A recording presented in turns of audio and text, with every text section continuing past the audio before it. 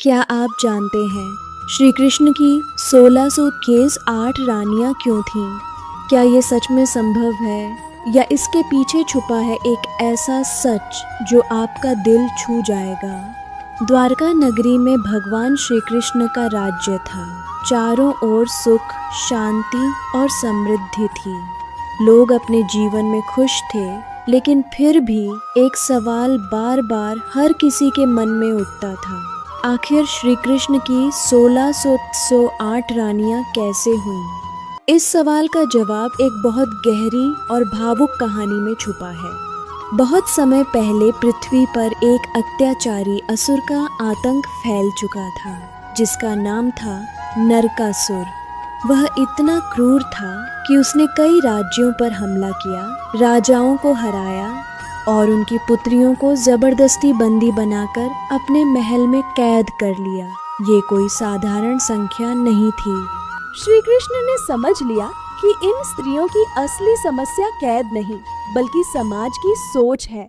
अगर इन्हें ऐसे ही छोड़ दिया गया तो ये पूरी जिंदगी अपमान और अकेलेपन में जीने को मजबूर हो जाएंगी। तब श्री कृष्ण ने कहा, तुम सब अब अकेली नहीं हो, मैं तुम्हें अपनाता हूँ। आज से तुम सब मेरी पत्नियाँ हो। यह सुनकर उन सभी के जीवन में एक नई रोशनी आ गई। उन्हें सम्मान और पहचान मिली।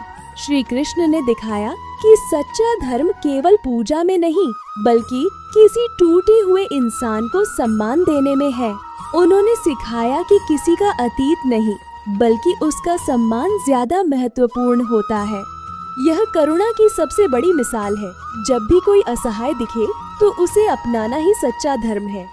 हजारों राजकुमारियां अपमान और डर के बीच जी रही थीं। उनकी आंखों में सिर्फ एक ही उम्मीद थी, कोई उन्हें इस नरक से बाहर निकाले। उनकी पुकार अंततः श्री कृष्ण तक पहुंची।